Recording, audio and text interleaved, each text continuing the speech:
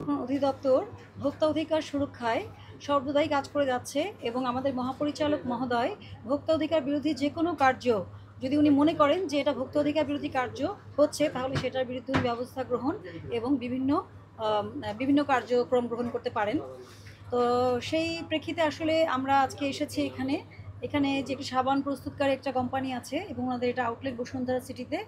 এটা হচ্ছে Kashmiri beauty by Jinia জিনিয়াত।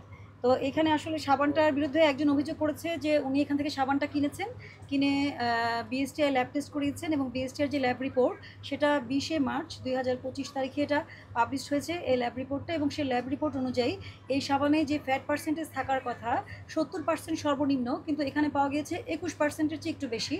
এবং আরেকটা মানেও প্রবলেম পাওয়া গিয়েছে, যেটা আপনার বিএসটিআর যে মান আছে ওনারা গ্রেড 2, ওনারা যে মান নিয়েছেন সেটার মানটা হচ্ছে গ্রেড 2, টয়লেট সোপ গ্রেড 2।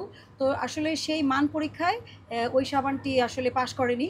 তো আমরা বিএসটিআই থেকে সমস্ত ডকুমেন্ট জোগাড় করেছি, সেই ল্যাব রিপোর্ট থেকে শুরু করে ওনাদের লাইসেন্স এভরিথিং। এবং আজকে আমরা এখানে এসেছি, প্রতিষ্ঠানে এসে আমরা সাবান পেয়েছি। তো আমরাও এখান থেকে আরও 3টি স্যাম্পল কালেক্ট করেছি এবং এই প্রতিষ্ঠানটি আমরা জনস্বার্থে সাময়িক বন্ধ করার জন্য বলেছি। ব্যবসায়িক কার্যক্রম সাময়িক বন্ধ থাকবে এবং আগামী 7 কার্য দিবসের মধ্যে ওনাদেরকে ব্যাখ্যা দেওয়ার জন্য অফিসে এসে ব্যাখ্যা প্রদান করার জন্য বলা হলো।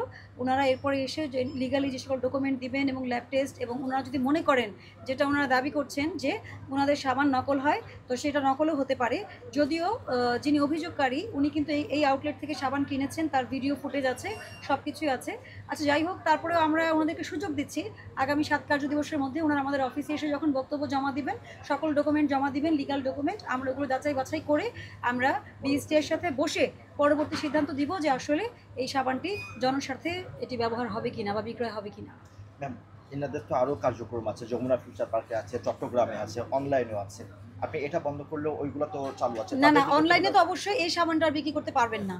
অনলাইনে তো এই সাবানটা আমরা ওনাদেরকে বলেই যাচ্ছি, অনলাইনে তো এই সাবানটা বিক্রি করতে পারবেন না। আর চট্টগ্রামেও সম্ভবত আমাদের আজকে একটা মনিটরিং টিম যাওয়ার কথা এবং বিএসটিআই থেকে আমরা জানতে পেরেছি যে ওনাদের যেখানে প্রোডাকশন হচ্ছে ওখানেও মনিটরিং করার কথা। ঠিক আছে, তো আমরা চেষ্টা করছি। তো আপনারা যেহেতু নিউজ রিপোর্ট পাবলিশ করছেন, সব ভোক্তাদেরকে আমরা অনুরোধ করছি যে আপাতত এই সাবানটা কেনা থেকে বিরত থাকার জন্য। যেহেতু আসলে এটা নিয়ে একটা কন্ট্রোভার্সি তৈরি হয়েছে, এটার মানটা নিশ্চিত হয়ে আমরা বলতে পারছি না এবং একটা রিপোর্ট আছে যেখানে সাব স্ট্যান্ডার্ড বা নিম্নমানের এটা বোঝা যাচ্ছে। তো সেহেতু আমরা আপনাদের সবার মাধ্যমে ভোক্তাদেরকেও বলতে চাই, আপাতত আপনাদের এই কাশ্মীরি বিউটি যে সোপটা, এই সোপটা আপনারা কেনা থেকে বিরত থাকবেন। যদি ওনারা ল্যাব টেস্টে পরবর্তীতে পাশ করেন এবং সমস্ত কাগজপত্র সাবমিট করে লিগেলে যদি ওনারা ব্যবসা করতে পারেন, তাহলে তখন আপনারা আবার কিনবেন এবং সেটাও আপনারা জানতে পারবেন, মিডিয়ার মাধ্যমে জানতে পারবেন। তো সবাইকে বলছি সচেতন হন, আসলে এই সবাই মিলেই ভোক্তা অধিকার সুরক্ষায় কাজ করতে হবে। আরো কি কি অনিয়ম পেলেন এখানে? আমরা দেখলাম যে আরো একটা। আচ্ছা, আরও অনিয়ম মানে ওনাদের তো বাইরের প্রোডাক্ট আছে, সেগুলো আসলে বিএসটিআই ছাড়পত্র আছে ওনাদের এবং ল্যাব টেস্টও করা আছে, কিন্তু বিএসটিআই মোড়কজাত আইন বা ওই ছাড়পত্রের মধ্যে যে শর্তটা থাকে যে প্রোডাক্টটা সেল করার সময় বিএসটিআই লোগো থাকতে হবে, যে কত মান ইউজ করা হচ্ছে এটা। তো ওনাদের এই প্রোডাক্টগুলোতে আমরা কোনো বিএসটিআই লোগো পাইনি। তো ওখান থেকে আমরা 2টা স্যাম্পল নিয়েছি এবং এটারও আমরা ব্যাখ্যা জমা দিতে বলেছি যে ওই লটের প্রোডাক্টগুলো আসলে বিএসটিআই ছাড়া কেন সেল হচ্ছে, বিএসটিআই লোগো তো থাকতে হবে বলাই আছে ওখানে। তো এটাই ব্যবস্থা নিয়েছি, আপনাদের সবাইকে মিলেই কাজ করতে হবে। আমরা দেখি যে আসলে ভবিষ্যতে কী হয়, পরবর্তীতে জানানো হবে। ধন্যবাদ।